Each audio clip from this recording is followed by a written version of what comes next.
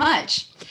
Today I'm presenting my job market paper on workers' beliefs and the job application decision. And before I get started, I would just like to thank the National Science Foundation and the Russell Sage Foundation for generously supporting this research.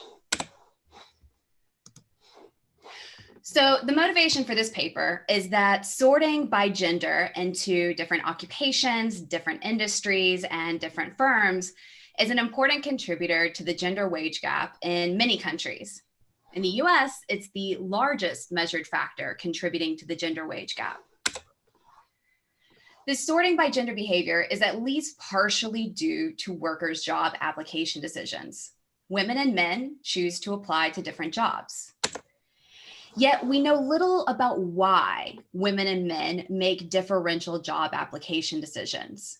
So in this paper, I propose and test whether workers' beliefs about managers' beliefs regarding the relative productivity of women and men, what I call second order beliefs, whether these second order beliefs affect workers' job application decision in a way that could contribute to our understanding of sorting by gender behavior that is underlying a large part of the gender wage gap.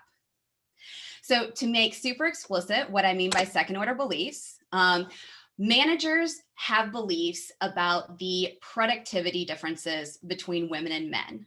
These are managers' first order beliefs. Then workers have beliefs about managers' first order beliefs. These are second order beliefs and the beliefs of interest in this paper. Now, while managers' beliefs about the differences between women and men have been studied extensively in the discrimination literature, little has been done to look at how workers might anticipate discrimination because of their second order beliefs in a way that leads to this sorting by gender behavior. So in order to answer this question, how do workers' second order beliefs affect their decision to apply for a job? I combine a large scale natural field experiment with a structured online lab experiment. So in the field experiment, I partner with a firm to recruit workers for a real job, using a job ad that varies the relevant second order belief. And I vary the relevant second order belief by varying the gender of the hiring manager and the gender associations of the product sector for which the manager is hiring. Now, if I stopped here, I would have some interesting and new results about how workers respond to manager characteristics in their job application decision. However, I would not be able to say why they were making those choices. So in order to do that, I combined this field experiment with a lab experiment. So it's an online lab experiment that is structured like your traditional lab experiment done with undergraduate students in person. It just occurs online with workers from the field experiment. Okay, now I elicit these workers' first and second order beliefs, specifically the second order beliefs that were just relevant to their decisions in the field experiment. I elicit these beliefs using an incentive compatible procedure I established with Andrew Dustin and Greg Leo in an earlier paper. So what I find is that men, but not women workers, are more likely to apply to managers whom they believe hold more favorable beliefs about their gender. In other words, a man who believes that male managers' beliefs favor men and female managers' beliefs favor women will be more likely to apply to the male manager. Now, I'll talk about in the end why I think this might not be happening for women workers. Okay, so experiment design. The job for which I'm recruiting is an outside business-to-business sales position with a regional wholesale distributor of disposable goods. Specifically, janitorial products, which is a traditionally male sector, and office products, which is more traditionally female. Now, what's going to be super important to note about this job is it's in a male-dominated occupation. Only 29% of wholesale and manufacturing sales representatives in the US are women. All right, so here's what the field experiment looks like. First, I recruit a pool of workers. Now, the goal here is to get people who are interested in sales positions, but then be able to observe both those who choose to apply and those who choose not to apply, so that I can observe those application decisions and recruit all of those workers to the lab experiment. I do this by posting a generic job ad on websites like monster.com and ZipRecruiter that advertises the outside sales to sales, outside business to business sales position without revealing any treatment information, and ask them to provide contact information to receive further details. So then once I have their contact information, I send them a treatment email with a full job description, including a description of the janitorial sector and the office sector. And the workers choose whether to apply to the janitorial sector or the office sector. And these are presented in random order. A different hiring manager is assigned to each sector. Okay, so after I observe workers' job application decisions, a week later, I recruit them to the lab experiment. So treatment is the random assignment of the gender of the manager in each sector. Treatment 1, workers face a male manager in both sectors. So a male manager in the janitorial sector and a male manager in the office sector. In treatment 2, workers face a female manager in both sectors. In treatment 3, workers choose between what I call sector matching manager types. So that is the gender of the hiring manager matches the gender of the product sector. So workers choose between a male manager in the janitorial sector and a female manager in the office sector. And then the non-sector matching manager treatment is then just going to be the opposite. Now, I signal the hiring manager gender using the first name of the manager. Now, these are pseudonyms for real managers. There is no deception in this experiment. So signaling the gender associations of the product sector is slightly more involved, okay? Now, people who are familiar with these industries like myself just know that janitorial products is traditionally male and office products more female. For those who do not know this, I signal this information by telling them what types of customers they should expect to interact with, okay? So I tell them you should be comfortable in the janitorial product sector working with operations, facility managers, maintenance workers. Whereas in the office product sector, they should be comfortable working with receptionists, office managers, administrative workers. And the percentages that you see listed there are the proportion of women who report being in that occupation in the US. Okay, so that's the field experiment. Now I recruit workers to the lab experiment in an email from Vanderbilt University advertising a survey that takes 10 to 15 minutes to complete and pays $5 guaranteed for completion. They can also earn an additional $15 based on their educated guesses using their career experience in sales is how I term that. In order to further incentivize participation, I offer a $500 Amazon gift card. Importantly, there are no associations with the job advertisement, okay? They have no idea that this has anything to do with one of the many possible jobs that they have previously applied to. So the lab experiment begins by eliciting workers' first order beliefs. Now, the first order beliefs that I want to elicit in order to elicit the relevant second order beliefs, okay, is their beliefs about productivity of women and men in the sales occupation. I proxy this using an assessment of sales ability that is used by employers to screen workers. So in the first order belief elicitation, I say, I am going to randomly draw a man and randomly draw a woman who completed the sales ability assessment as a part of their job application. Who do you believe did better and by how much? Then I proceed to the second order belief elicitation. And I say, managers responsible for hiring and supervising outside sales representatives answered the same question you just did. What do you believe those managers chose? Then I asked them to make guesses about each manager type they could have faced in the field experiment. So I asked them to guess what a male manager in a traditionally male sector chose, a female manager in a traditionally female sector, male and female, and female and male, okay? So in total, participants make 5 educated guesses, okay? And I pay for one of those 5 that are randomly drawn at the end of the experiment.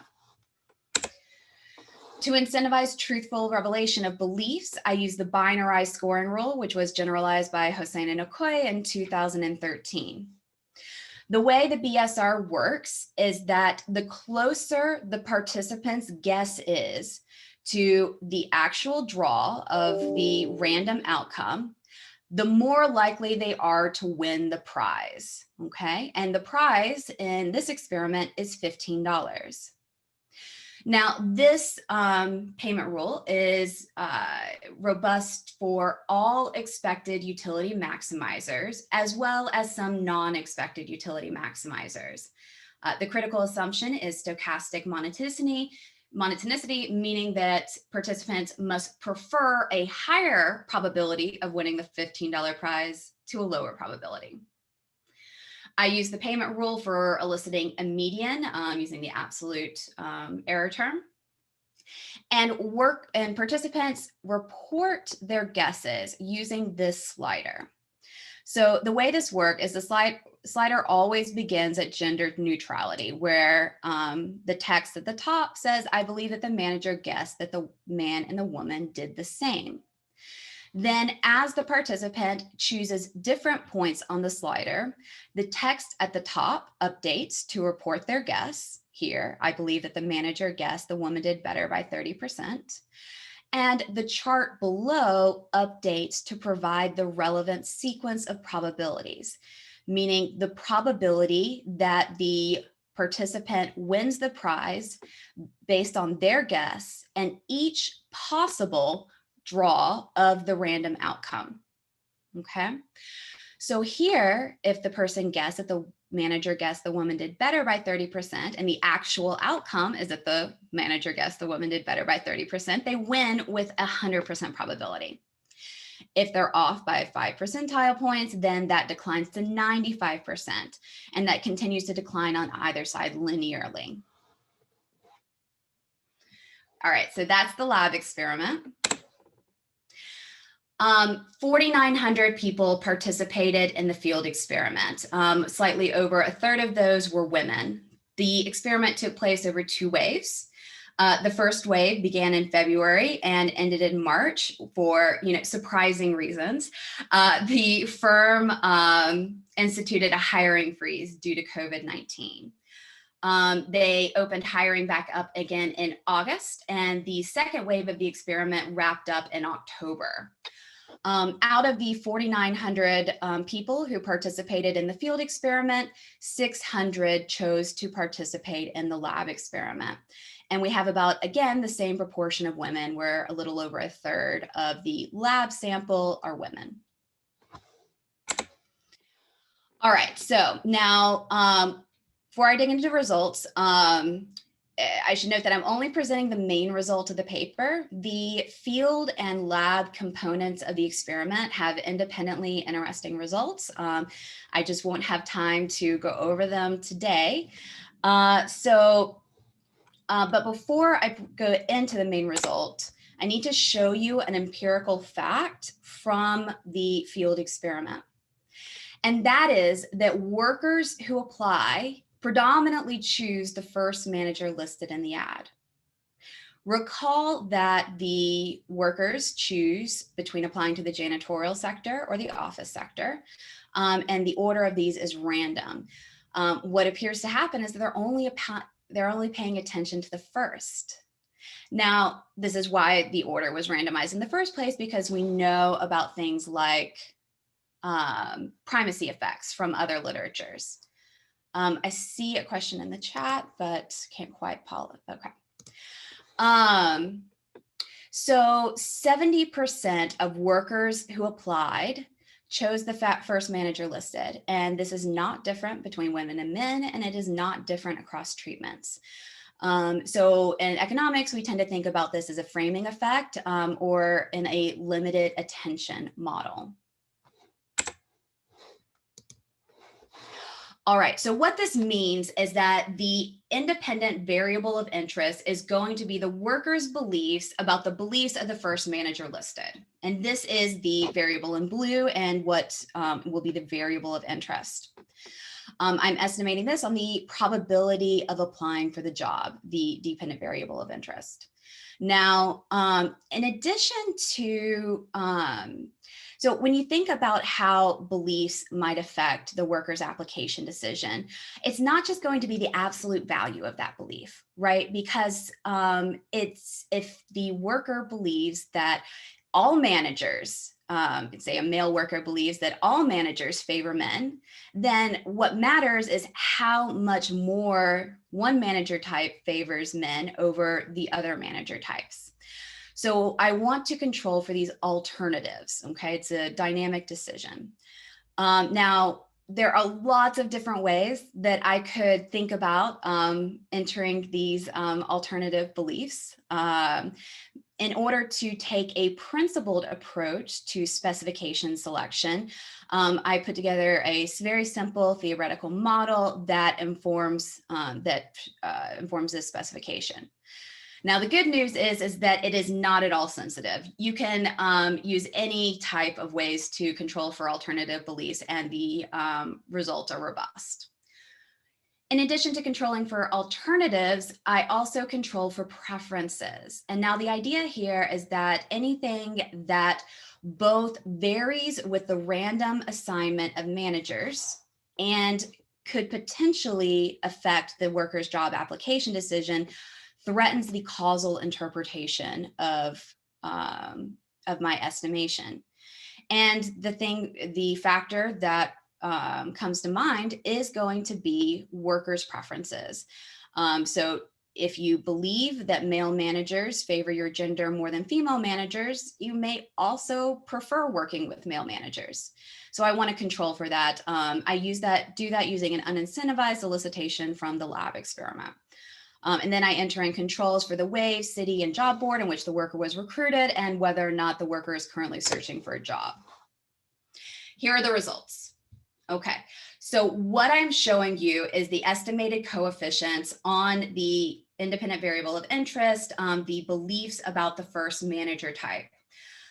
This is scaled to a 1 unit increase in the favorability of beliefs on the slider. And so going from left to right, you see the base model just includes the independent variable of interest and controls for the treatment variables. Then I progressively include the alternative beliefs, preferences, and then my preferred specification, also including controls. These are statistically significant at the 5% level in all specifications and economically significant. On a base application rate of 7.8%, a 1 unit increase in the favorability of beliefs increases the probability of applying by 1.28 percentage points. A 1 standard deviation increase in the favorability of beliefs increases the probability of applying by more than 50%. Now, for women, I find a null effect. And this is not just a matter of statistical significance. The coefficient estimated is an order of magnitude smaller. These results are consistent across a number of specifications. So these are the full specifications, including the different ways of including the alternatives and preferences. and also doing increased controls for the treatments in the first manager listed. What you see is not only does it remain statistically significant across all estimations, but the coefficient is quite stable. And for women, this is also consistent. Which leads to the question, why not women? And my experiment is not designed to answer this question, but I do have a proposed explanation. So recall that the job that I am recruiting for is in a male-dominated occupation. And then I know from the lab experiment that the women in this experiment believe that male managers' beliefs favor men, and believe that managers in traditionally male sectors favor men. And yet they still select into this male-dominated occupation in that first step when they express interest in this outside business-to-business sales position. So I propose, and again, I cannot test this, but I hope that future work looks at this, is that these women are already selected based on their unresponsiveness to second order beliefs. Now, that does not change that what I do find is that men are responsive to second order beliefs. And I provide the first evidence that second order beliefs affect real world labor market decisions. So thank you so very much for your time. And I look forward to your thoughts and questions.